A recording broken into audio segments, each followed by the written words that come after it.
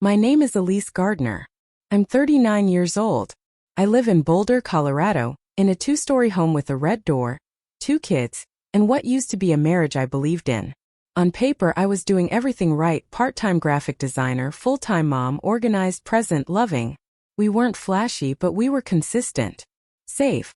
That was the word people used to describe Dylan and me. Safe. Safe until the day I opened his laptop. It wasn't even intentional. Our daughter Harper had forgotten to submit a permission slip for a science trip, and her teacher emailed the PDF directly to Dylan's account. His laptop was on the dining table, still open from the night before. Harper had already left for school. I figured I'd be helpful: download the form, print it, sign it, and send it off. Something I'd done a dozen times before. I typed "Harper school trip" in the email search bar. But what popped up instead made my blood run cold.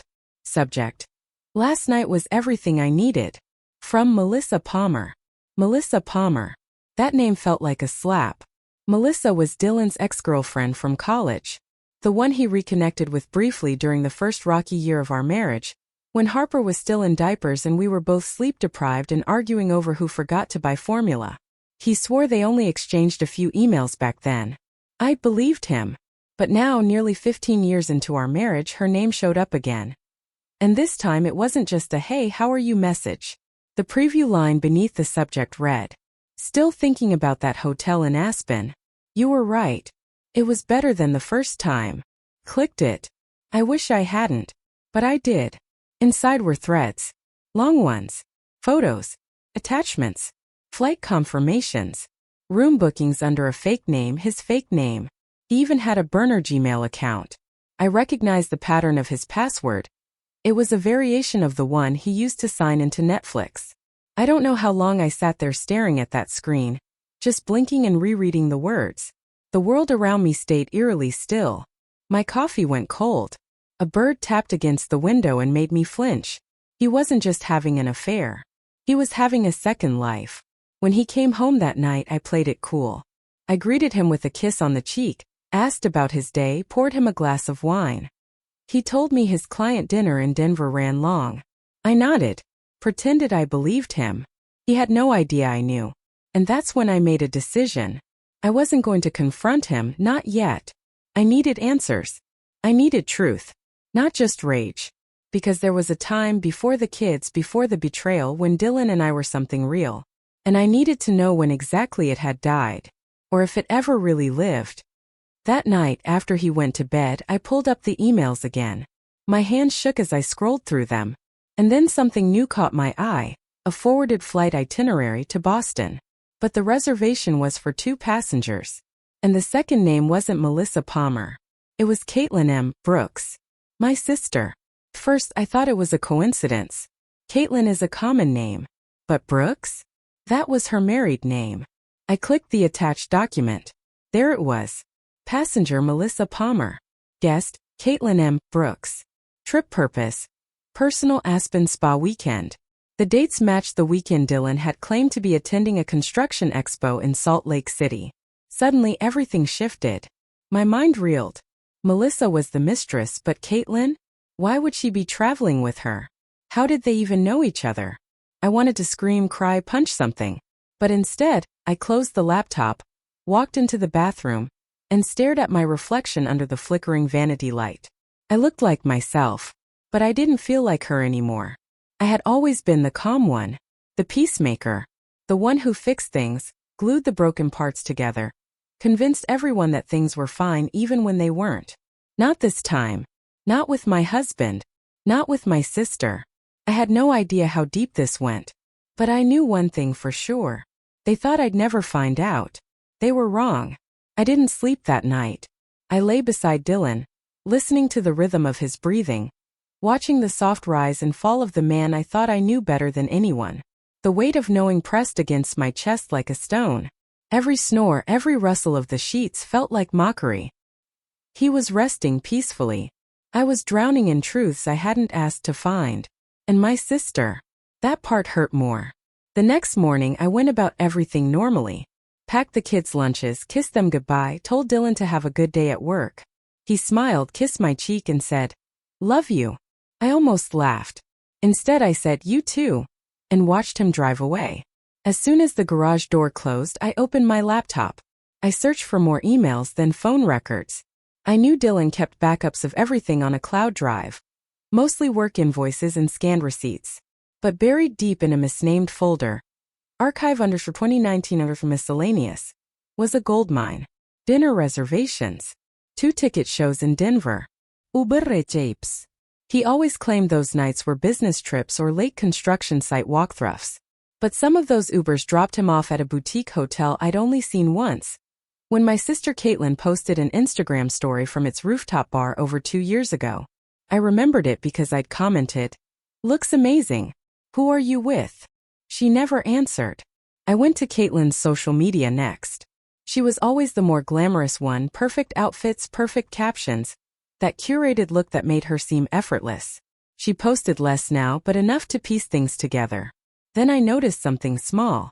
In a group photo from a charity fundraiser last winter, Caitlin was wearing a necklace.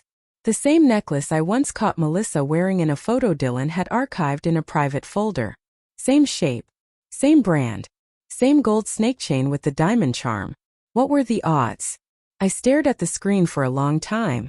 The dots weren't just connecting now, they were forming a map. One I couldn't ignore. Melissa and Caitlin knew each other. Not casually. Not by accident. They were friends or something close enough to share secrets and vacations, and possibly the same man. But there was more. Buried under an old set of files from 2017, I found an email thread Dylan had clearly forgotten to delete. It was between him and a financial advisor. At first, I assumed it was about our mortgage or insurance policies, but then I noticed the subject line. Updated beneficiary, private account. When I opened the attachment, my heart sank.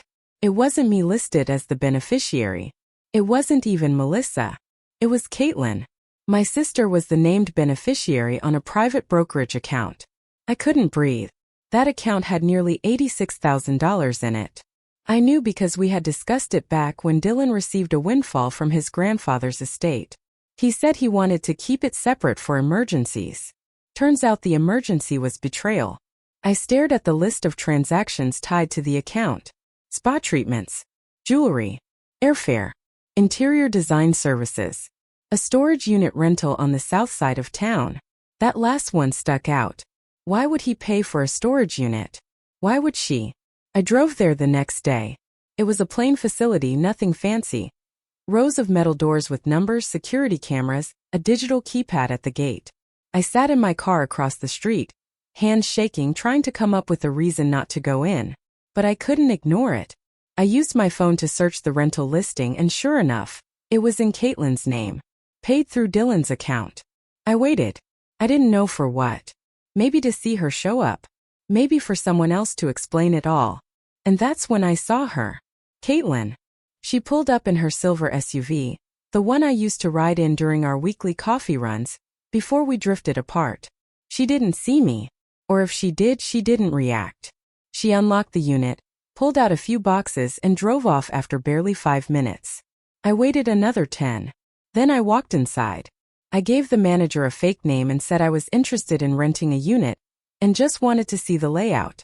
He let me peek into the hall. I found her unit by watching the camera above her door. When I passed by, I didn't open it. I didn't break in. But I took a photo of the lock. Because now I had enough.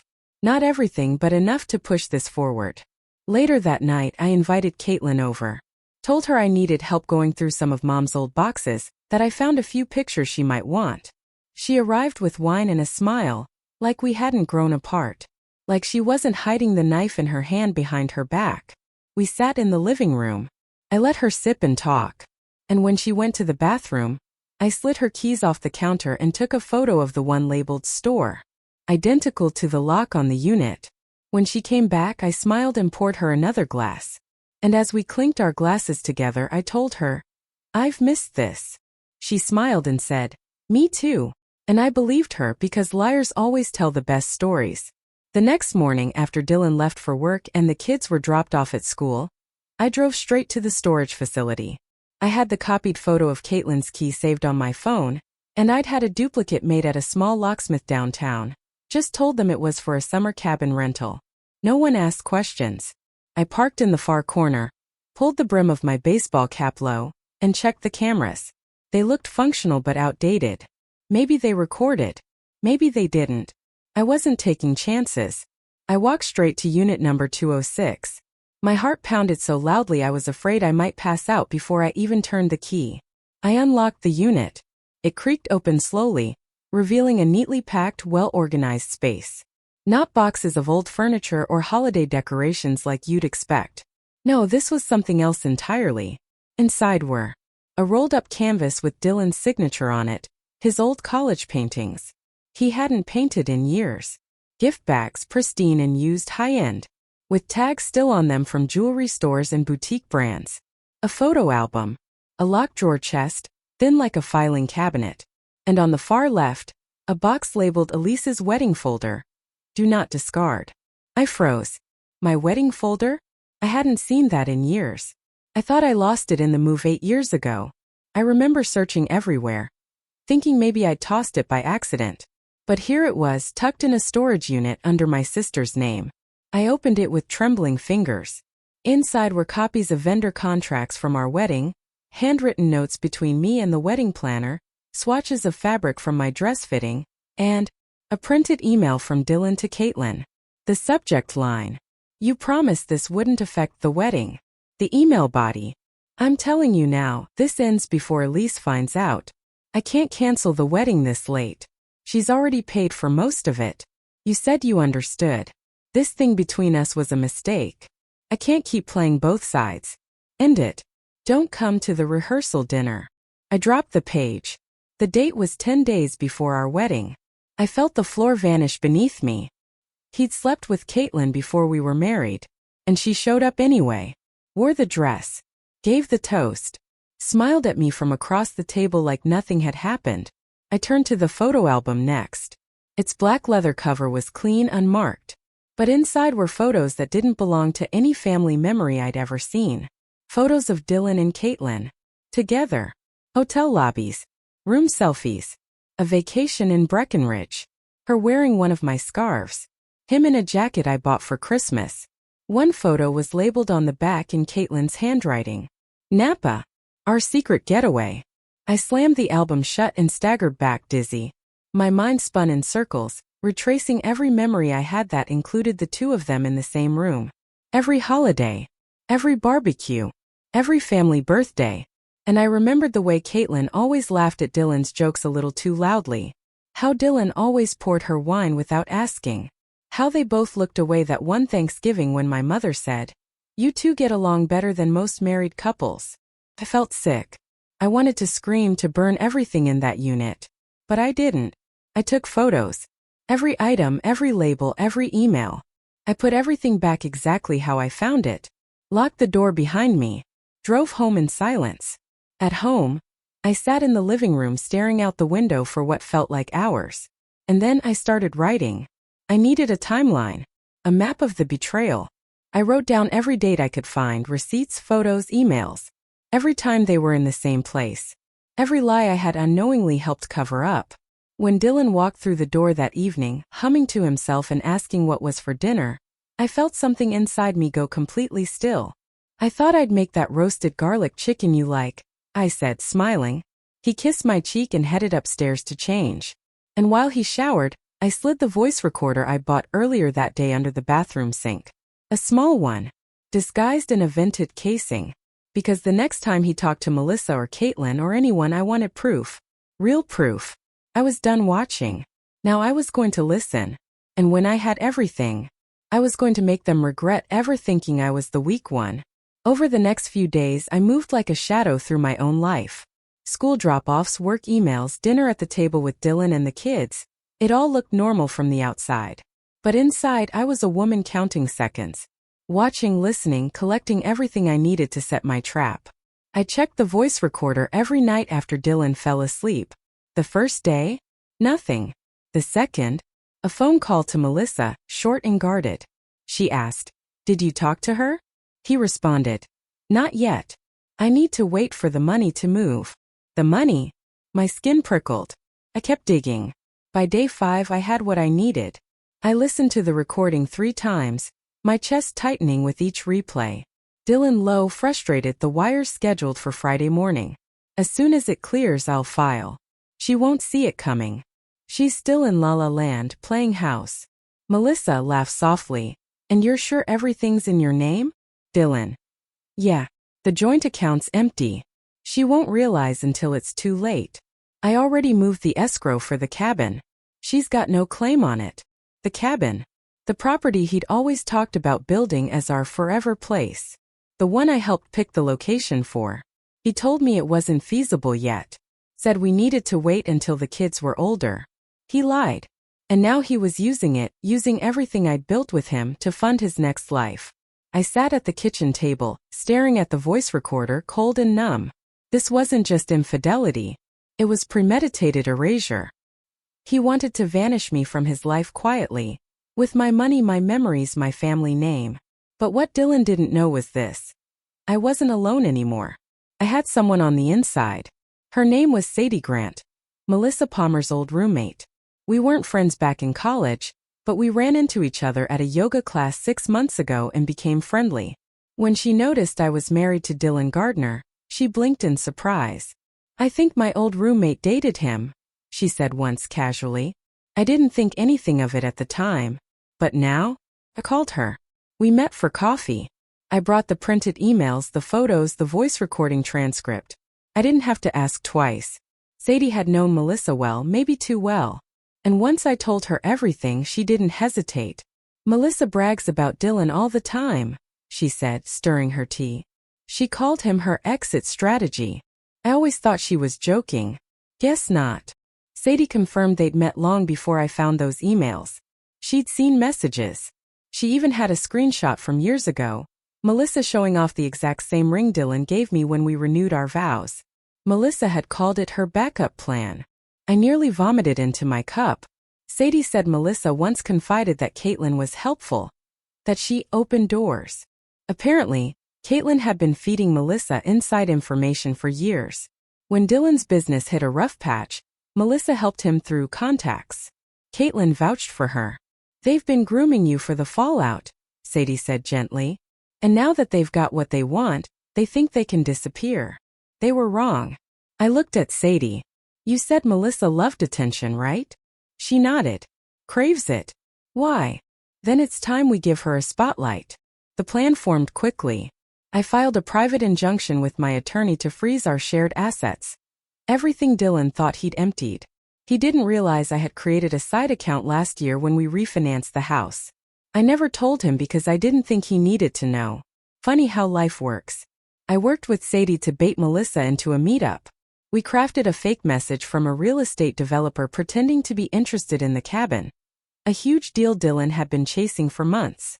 Melissa couldn't resist the idea of being in on something so high profile. She agreed to meet in Denver the following Thursday. And she brought Dylan. I watched from across the room as they sat at the upscale bar downtown, cozy, too close, whispering like they were preparing for some grand escape. That's when the cameras clicked.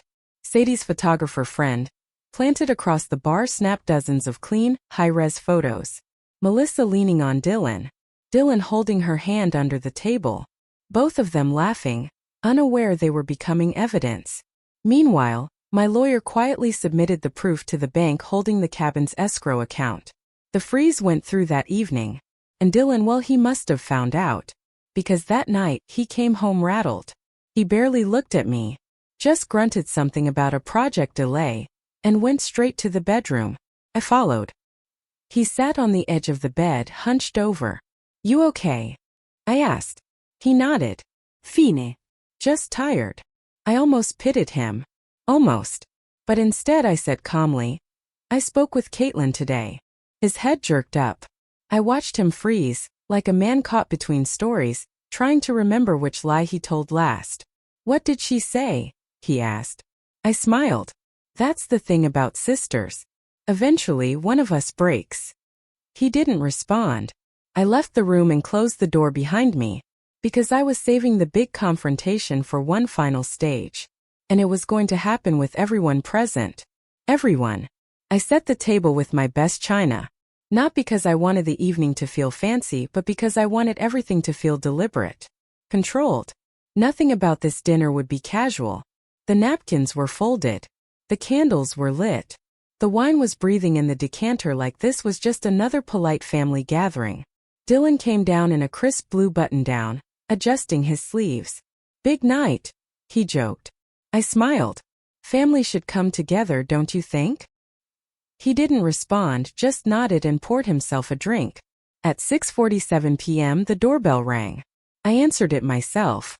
Caitlin stood on the porch in a cashmere sweater and expensive perfume, holding a bottle of wine and wearing the same tight smile I'd seen in 100 childhood photos. Polished. Perfect. Just fake enough to make your skin crawl if you stared too long. "Hey stranger," she said softly. "Thanks for inviting me." "Of course," I replied. "Come in." She stepped inside. I watched her eyes move across the table, scanning the setup. Her heels clicked against the hardwood like tiny threats. Dylan came to greet her. He kissed her cheek a little too slowly, too warmly. If they thought I didn't notice, they hadn't been paying attention. We sat. Small talk filled the air. Caitlin complimented the roast. Dylan chimed in about how I'd always been the better cook. I nodded, let them talk, let them build the illusion that we were just three adults sharing dinner like nothing had happened. Then dessert. Chocolate tart, Dylan's favorite. He took one bite, closed his eyes and smiled. That was my cue. I reached beneath my chair and pulled out the manila envelope, placed it in the center of the table. "What's this?" Caitlin asked. "Something sweet," I said. "Just not for the reasons you think." I slid it toward her. "You first." She glanced at Dylan. He looked confused, but I could see the twitch in his jaw. He was starting to sweat. Caitlin opened the envelope slowly, pulled out the first photo. It was her. And Dylan. Standing outside the cabin they claimed I didn't know existed. The second photo, Melissa and Dylan at the Denver bar, holding hands. The third, an email from Dylan to the financial advisor, naming Caitlin as his sole beneficiary. I watched her face crumble in stages. Confidence, fear, confusion. It was almost beautiful, the way the lies slid off her skin like melting wax. Then Dylan reached for the envelope. I stopped him with a single sentence. "I already sent everything to your business partners." Silence. He looked at me, then really looked, and for the first time he didn't speak. Because he knew he couldn't talk his way out of this one. "I know everything," I said, voice steady. "About Melissa. About the money. About the cabin. About the emails. And about Caitlin." Caitlin swallowed. "Elise, it's not what." "Don't," I said. "You slept with my husband before my wedding. You helped him steal from me. And you smiled in every photo like none of it mattered." She shrank into her chair. Dylan finally spoke. "Okay," he muttered. "So what now? You're going to divorce me? Drag this out? Destroy our kids in the process?" That was the thing about Dylan. Even cornered, he thought he was the smartest man in the room. "I already filed," I said. He blinked. 3 weeks ago. You'll be served tomorrow. The account transfers were reversed. The cabin is under legal review. Melissa's bank accounts are frozen due to suspected fraud. Turns out forging loan applications under someone else's name isn't as easy as she thought. Caitlin gasped. Dylan stared at me like I was someone he'd never met. Then he asked quietly, "How long have you known?" "Since the school trip form," I said. "Harper forgot to submit it. I opened your laptop." The look on his face was almost funny. I turned to Caitlin. "And as for you, I didn't come here to ruin you. You did that yourself." I stood up. "You both thought I'd be the quiet one. The peacemaker. The fool." I reached into my pocket and pulled out one final item. A voice recorder. I've got Dylan's voice on tape confirming his intent to commit financial fraud. If either of you push back in court, I'll release everything. Publicly. Dylan opened his mouth. Closed it. Caitlin looked like she might faint. I stepped away from the table. "You can finish dessert if you'd like," I said. "But you won't be taking anything else from this house." And with that I walked upstairs. I didn't slam the door. I didn't cry. I just sat on the edge of the bed and breathed. Because after all the betrayal, all the lies, all the gaslighting and manipulation, I had finally won. But this wasn't the end. This was just the reckoning. The night of the dinner, after I went upstairs, I didn't hear the front door close for nearly an hour. Maybe they stayed downstairs trying to figure out where they'd gone wrong. Maybe they finally saw each other for who they really were. By the time I woke the next morning, they were both gone. The silence was heavy, but this time it was mine. Over the following weeks, the fallout unfolded exactly how I'd planned it. Dylan tried to contact me. He emailed, texted, even sent handwritten letters, some begging, others blaming. I forwarded everything to my lawyer. The court date came quickly. Thanks to the voice recording, the financial documents, and the notarized screenshots, the judge ruled in my favor. I kept the house, the cars, full custody of our children. Dylan walked away with only what was already in his name, which ironically wasn't much. Most of his accounts were frozen under investigation. The escrow on the cabin returned to my control. Melissa was being audited, and Caitlin, well, she disappeared from public view entirely. But what mattered most was that I no longer felt like I was surviving. I was free. About 2 months after the court ruling, I received a package in the mail. No return address. Inside was a simple white envelope and a folded sheet of paper. It was from Caitlin. Elise, there are no excuses. Only explanations. You don't owe me the grace to hear. But I need you to know that everything you exposed, everything you brought into the light, it broke me. And maybe that's what I needed. I'm living in a rental above a bakery now. I got a job as a marketing assistant. It's humiliating and healing all at once. I don't expect you to forgive me, but I hope someday you'll remember that I was once your sister before I was your betrayer. And I hope that woman might still live somewhere inside me. K. I didn't reply. I folded the letter and slid it into the back of the journal I'd been writing in since the night I opened Dylan's laptop. A part of me needed to hold it, not for reconciliation but as a marker, proof of how far I'd come. I started rebuilding my life quietly. I took a job offer from a design firm in downtown Boulder. Contract work at first, then full-time. I enrolled the kids in a new school, where no one knew what happened, and their days could begin without whispers behind lockers. I hired a landscaper, repainted the house, and replaced the kitchen table. The old one carried too many memories. I got a dog. Named her Luna. The kids laughed at how she snored louder than their dad ever did. They didn't ask much about him. I didn't volunteer answers. I promised myself I'd tell them when they were older. Old enough to understand that love is only real when it's backed by truth. Then one Saturday, while volunteering at a local community mural project, I met someone. His name was James.